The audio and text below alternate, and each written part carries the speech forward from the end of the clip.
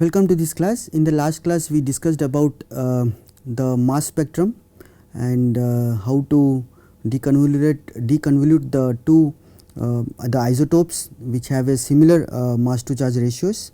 In this class we will discuss about the quality of your atom probe data. Okay. So, the first thing which comes is the detection efficiency. Okay. This is detection efficiency is completely depends upon your the physical means MCP detectors, okay, multi channel plate detectors.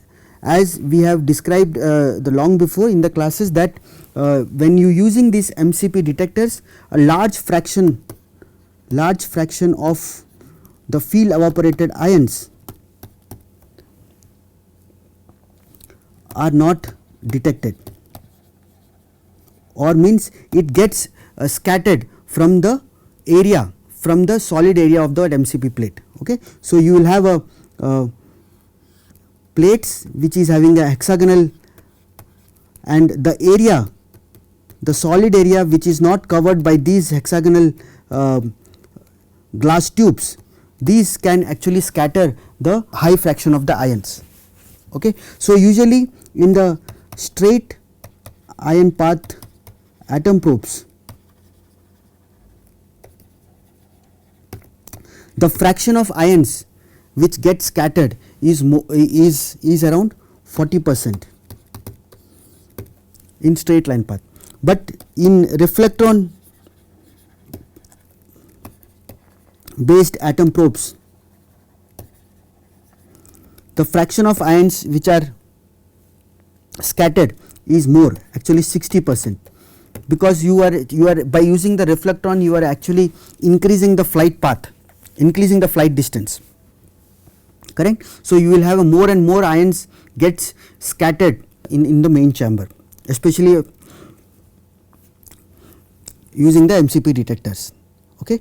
However, even though the detection efficiency is 50% or 60%, correct. So, however, with the atom probe you can actually get large number of atoms or the ions accumulated. It means that on an average actually they can give a good statistics, composition statistics. Okay. So, which can enable good compositional statistics. So, usually the number of ions detected is around 10 to the power 6 to 10 to the power 9. Okay. So,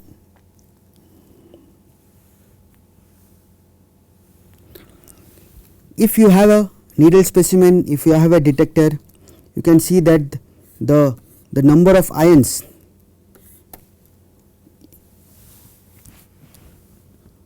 in this, all the ions contributes to the net field evaporation of the specimen, net field evaporation of the specimen. It means what is it? All the atoms are field evaporated. However, due to the efficiency of the MCP or the detector efficiency, not all the atoms are detected, or we can tell it as all atoms are not imaged or detected. Okay. This is due to the MCP design. Okay. So, this is the one factor which we need to taken care when talking about the quality of the atom probe reconstruction. Okay. So, here you can see that I will show you a two dimensional. So, this is your actual atomic structure of your specimen, correct, and you can see that if you this is a two dimensional cross section, this is a 2D cross section, it is not a 3D cross section, and different color of atoms different colors corresponds to different atoms or different chemical species. Okay, and you can see that these are all arranged in a crystallographic way. So, in a crystallographic fashion with a specific d-spacing, or we can call it as a distance between the two atoms. And you can see that the most of the lattice points are occupied by the different kinds of atoms, correct. But in the case of B, this is the reconstructed, and you can see that there are certain locations where the atoms are not present. It means that during the detection event, due to the inefficiency of the multi-channel plates, these locations, the atoms, the fraction of these ions are not detected. So, these are empty. So, it is more or like not exactly similar to the crystal structure. So, you will get in a, so this is a cross section, 2D cross section. You actually you are you can disturbing the spatial resolution.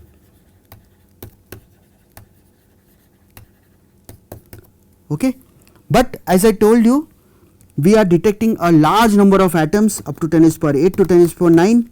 So, your actual composition will not be affected much due to this large number of atoms detected, correct.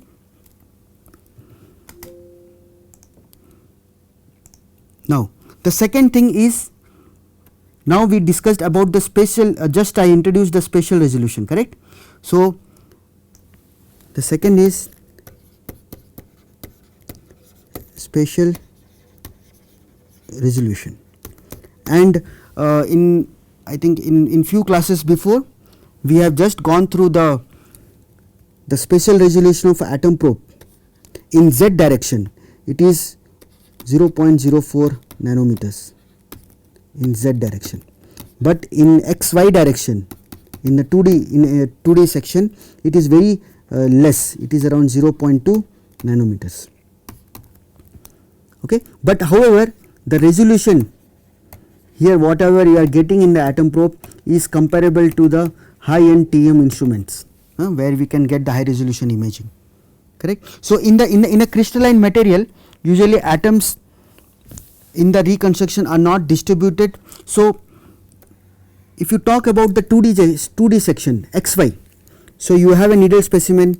If you cut this 2D section, this is your Z direction, this is your X, this is your Y.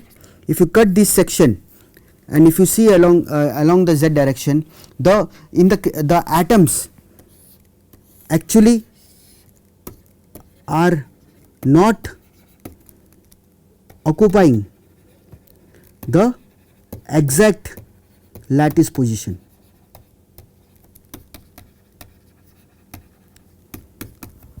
Okay, so they do not occupy the exact nodes or the lattice positions which is expected in a typical crystalline material. Rather, they are slightly offset from actual sites, due to which in two dimensional projection, or in the 2-dimensional projection, the resolution is poor than in the Z direction. Okay, so usually the DHKL, or the distance between the atoms in a 2 dimension, is usually much less than the spatial resolution in XY.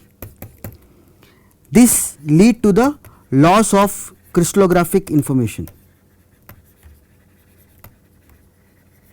in 2-dimensional projection in that plane. Just now I have shown you an image where you can see that this particular image, you have this is the actually 2-dimensional reconstruction, and you can see that by comparing A and B, you can see that the crystallographic information is mostly it is missing, or it is not comparable to the actual lattice in two dimensional projection, because the resolution is much poorer in the xy direction as compared to the z direction.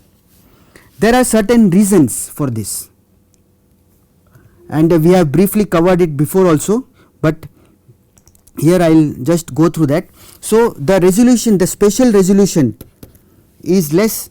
This is due to the one of the most contributing factor is trajectory aberrations, and this we have covered it in the in few classes before. These are called trajectory aberrations in the flight path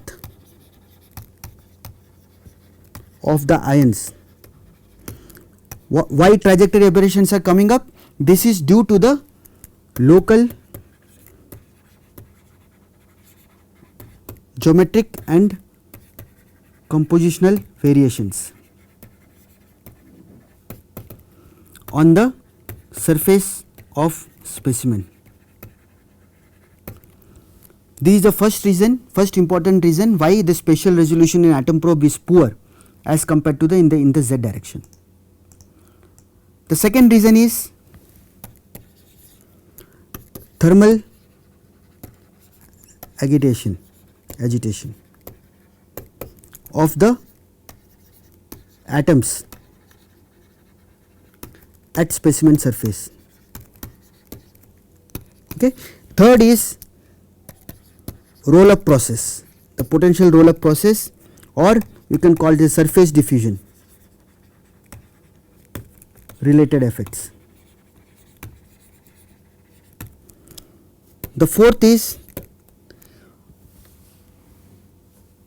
the model which we adopted for the reconstruction. It is a means that is a very simplified projection model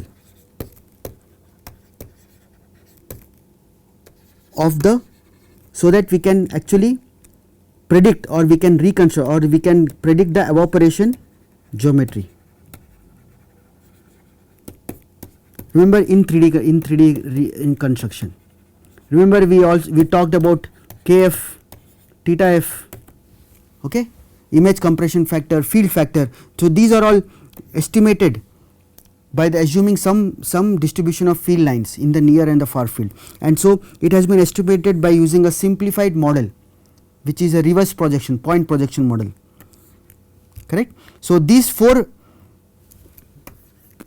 things, or these four reasons are responsible for the poor spatial resolution as compared to the in the z direction. Okay. So, the first which I talked about, the detection efficiency plus the spatial resolution in xy, these both is related to the this particular figure B. Okay.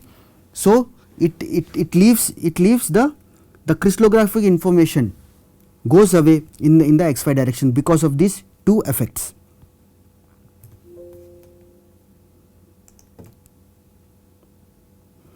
Okay. So, here you can see that if you, so I told about the detection efficiency, second is the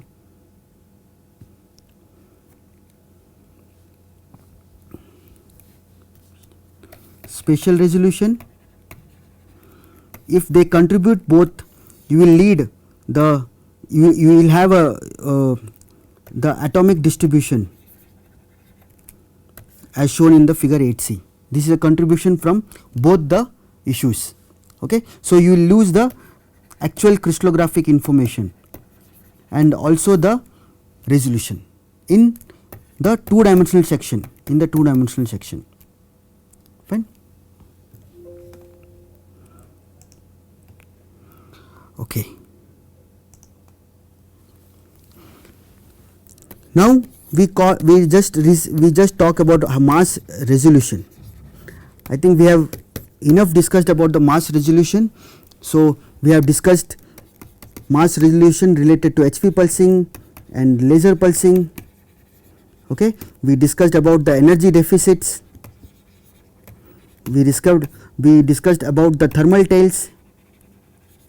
Okay, that affects directly the mass resolution, tails in the peak. So due to the thermal tails, it might possible that peaks get overlapped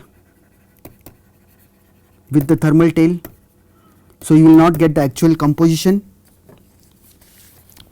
These two effects directly relate to the that limits the mass resolution. Okay, this is the third point.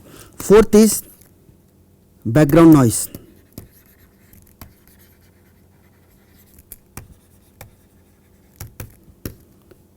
So APT in the APT experiments, in the last class we discussed about the background noise. There are so the mass spectrum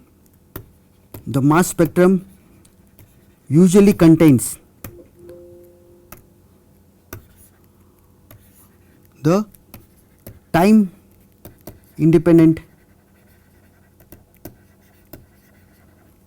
background noise. Okay, so these are the 4 important points which has to be taken care during your quality of the atom probe, which determines the quality of the atom probe data, whatever you are getting it.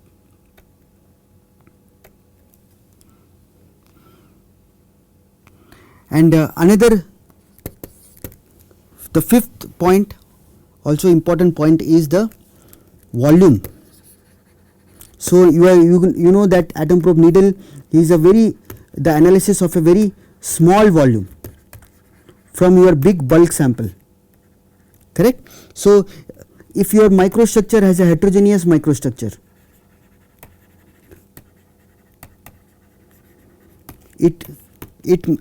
then the representation of this particular atom probe data cannot be related to that particular sample.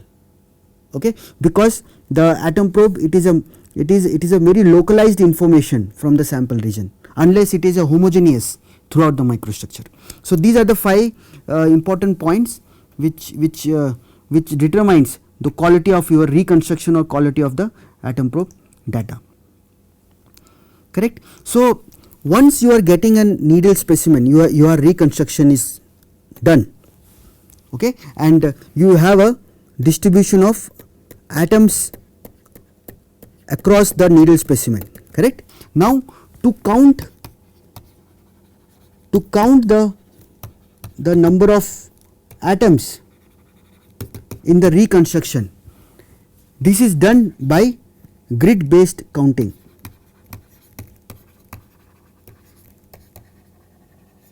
Which is called a grid based counting.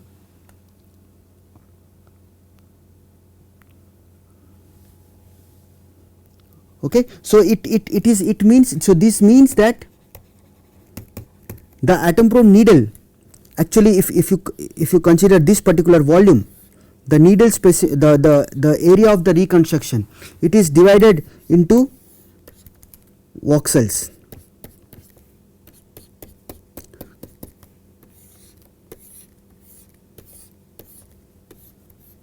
Okay, it is divided into voxels, or we can call it as a cubes or rectangle, small cubes and rectangle. Each cube has a certain volume, and this dividing the needle reconstructed data into this voxel is called, we call it as a voxelization.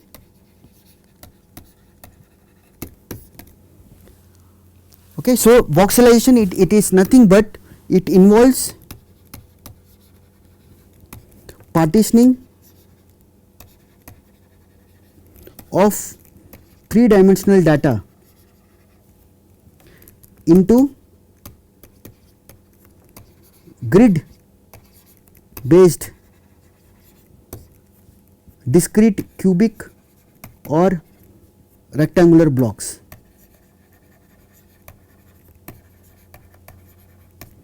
or we can call it as a voxels. Okay, so depending, the size of the voxel, chosen actually depends on the type of analysis to be done.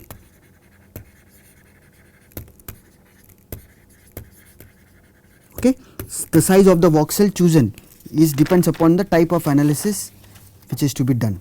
Okay, and the distribution of these voxels or the definition of these voxels can be determined by two important quantification. One is volume and another is population. Okay, what is the volume? It is nothing but a geometric dimension of the ith block.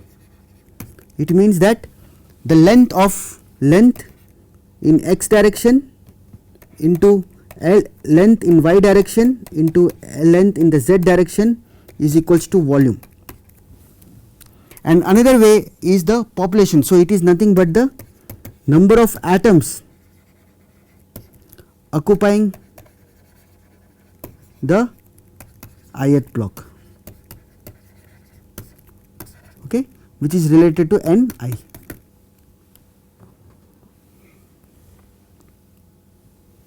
Okay, and the information is collected from the reconstruction by using these voxels. Whatever the information which you get from the voxels are actually used to create frequency distribution statistics.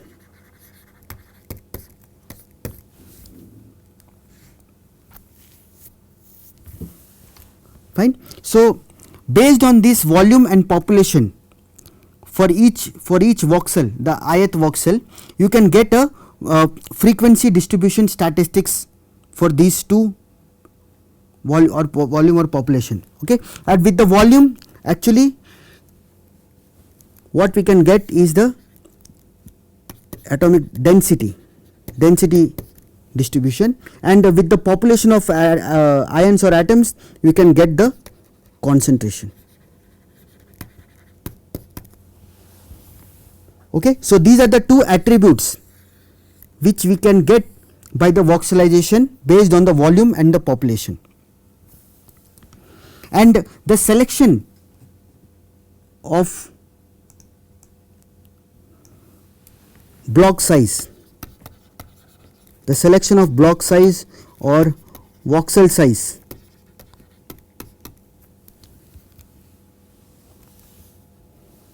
is the critical parameter.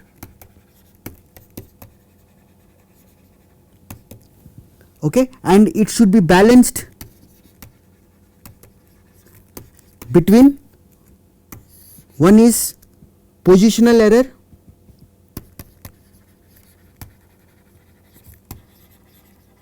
and another one is the statistical error.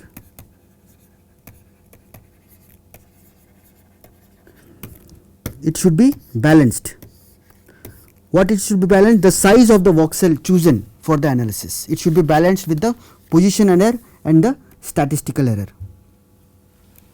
So it means that, for example, the larger size or larger voxel size creates the positional error, but very smaller size can have a very high statistical error, which have a direct influence on your analyzed composition profiles. Okay, for example, if you have a dilute solution in the grid meshed. So if you have a very dilute solution, then if the voxels are very small,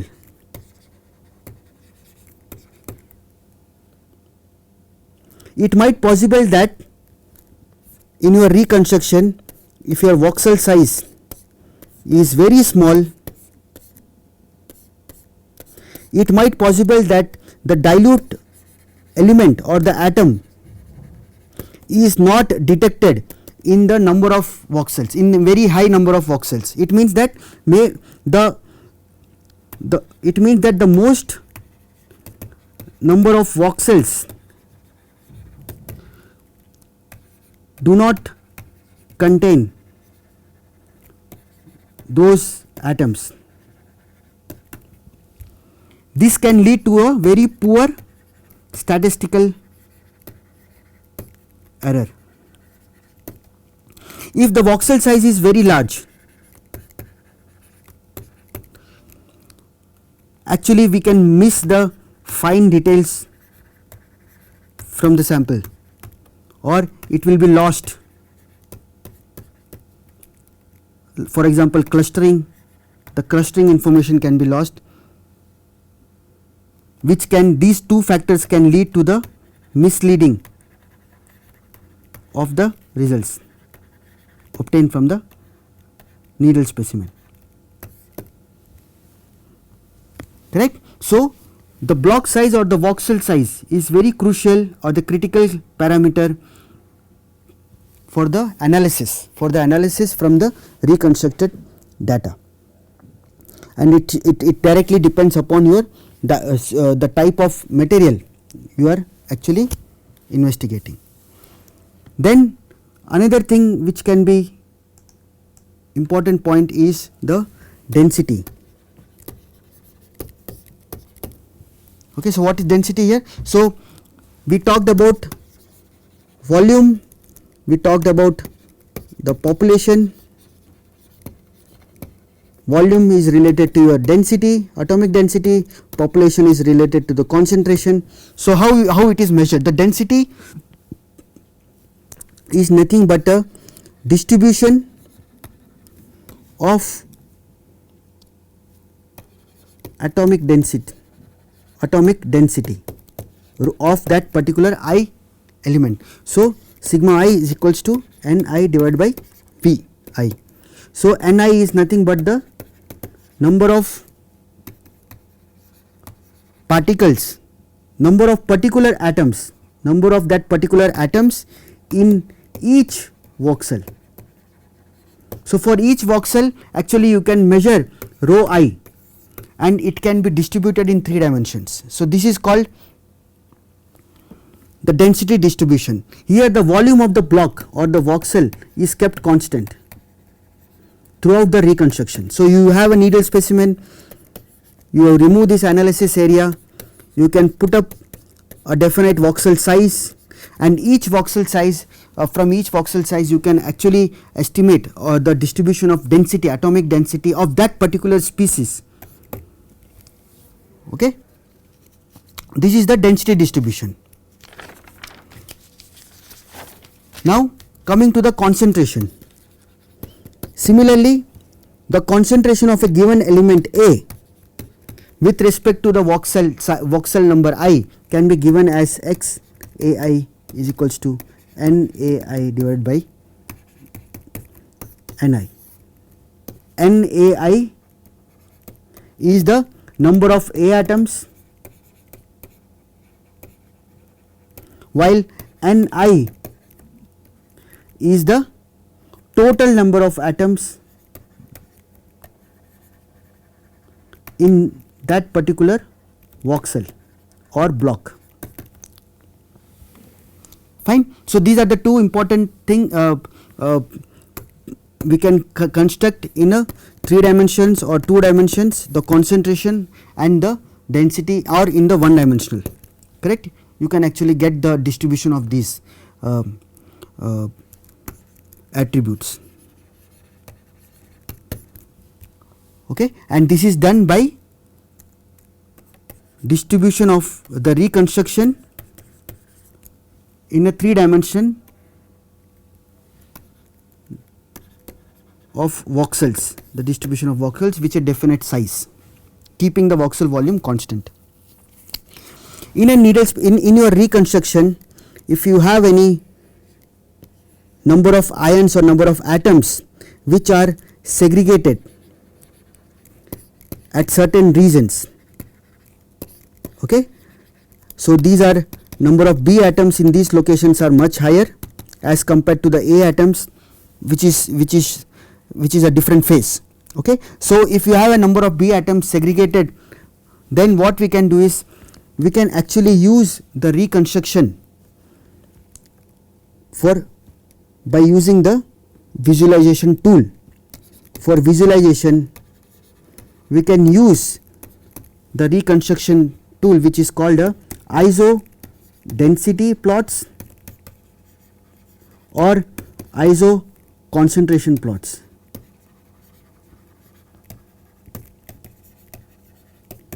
What are these?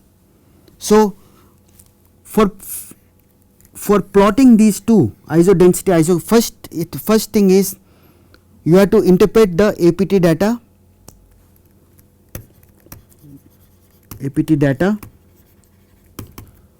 okay, and you should know that if in this particular needle specimen, if there are certain number of species which they would like to segregate together and they form a compound, or the beta phase or the B number of atoms coming together, so you can actually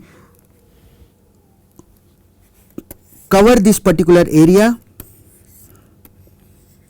by a surface which can be either isodensity or isoconcentration surface. So it gives a 3-dimensional boundary, we can call it as a 3-dimensional boundary, or we can call also the interface, 3-dimensional interface along the segregated B atoms. And these isoconcentration plots and isodensity plots, they have a certain value, a definite value, okay. So construction of these iso plots, actually what they does is they isolates the blocks or the voxels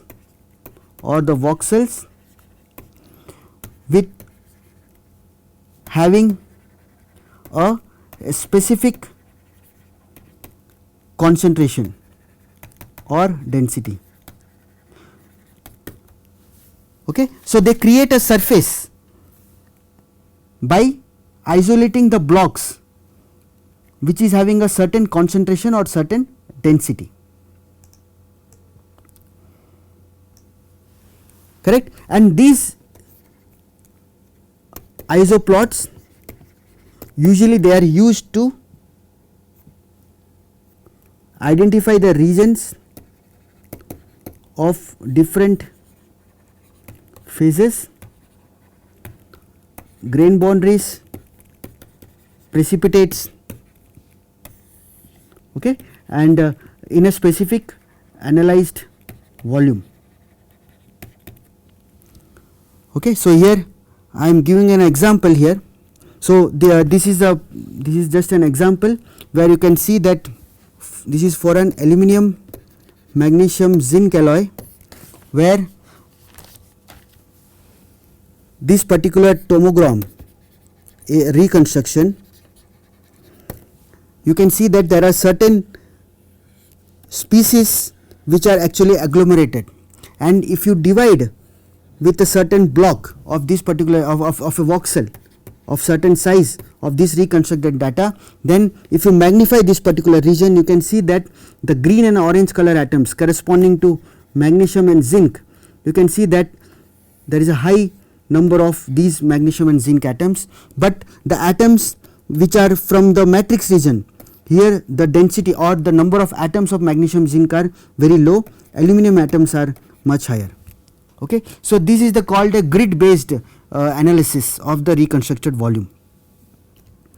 So here I am showing a distribution of, so first we will see about in the left section.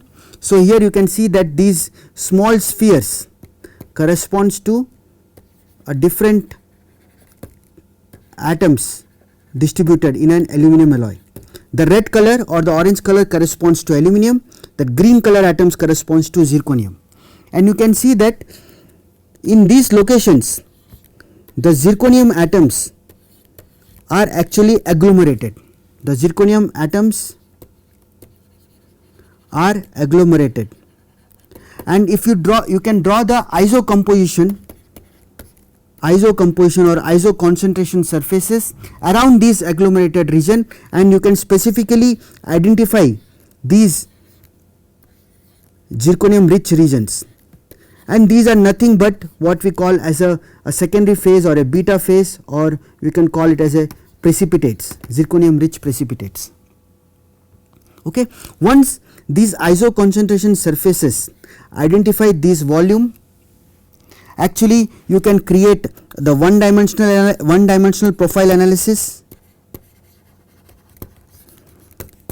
It is nothing but the making the voxels of definite size and taking the composition of each voxel along a particular direction across the precipitate. So you will get a one dimensional compositional analysis.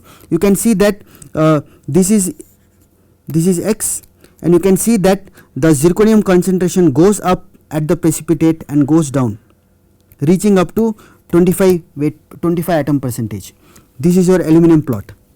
Okay. So you are taking a composition profile across these voxels, and each data point corresponds to the composition of each voxel, and that voxel size can be optimized or can be get either input parameter from our side to the for the analysis. Okay. So this is the one dimensional compositional distribution. Now in an atom probe you can also do the two dimensional projection. Okay. If you take up one particular this agglomerated precipitate, and actually you can, this is y direction, this is x direction, actually you can make a two dimensional plot of zirconium distribution in x and y, so that you can get an actual distribution of zirconium in a two dimension projection. This is a two dimensional projection in this particular perpendicular to this direction. Okay. And this concentration scale you can use for the identification of how much zirconium at each location of this two dimensional map is located. Fine. So you can generate both one dimensional and the two dimensional projection. Now there are certain interfaces where these are not straight. If you have a needle specimen, if for example if there is a alpha phase and beta phase, if you calculate a composition profile across this by using the one dimensional profile, so that you can plot the composition of each voxel across this particular interface, correct. Now this plane, this surface or the interface is a planar.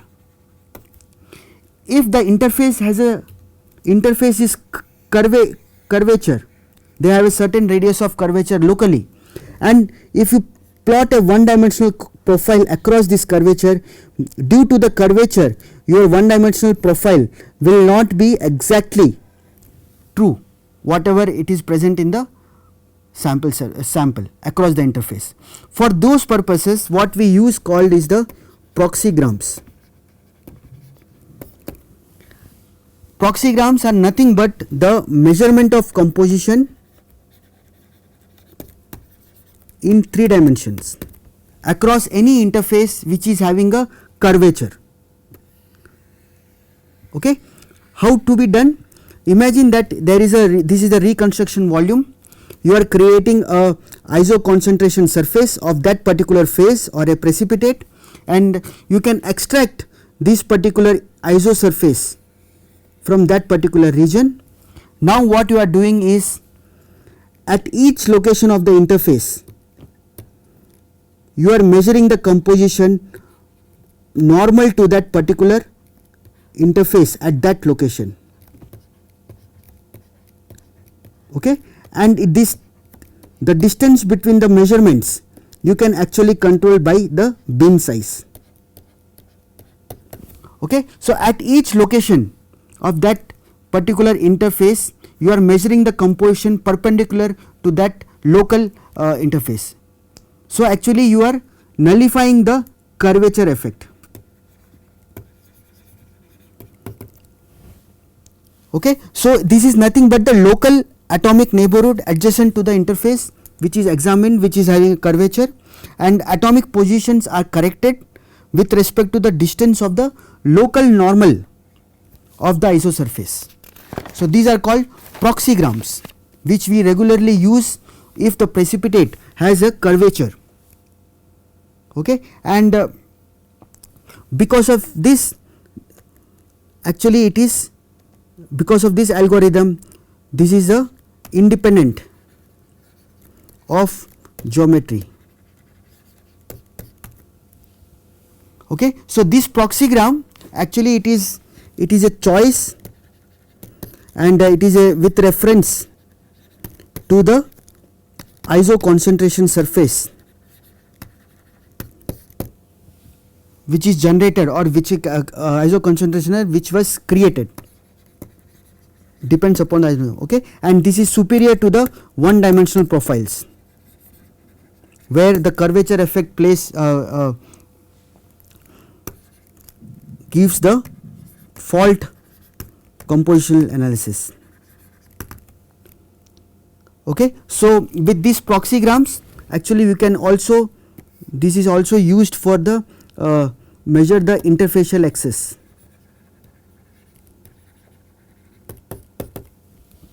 Okay. So, these are called proxygrams. So, in this class we have covered, so I will end this class now, and I think we have gone briefly about the attributes which we get from the atom probe data, the voxelization, the basics related to voxelization, and how the compositions can be measured, how the composition, the quality of the mass spectrum or the quality of the data can be optimized, and I briefly gone through the one dimensional and the two dimensional profiles across the interfaces, also the importance of proxygram. Fine. So, with this I will end this class now, and we will meet in the next class.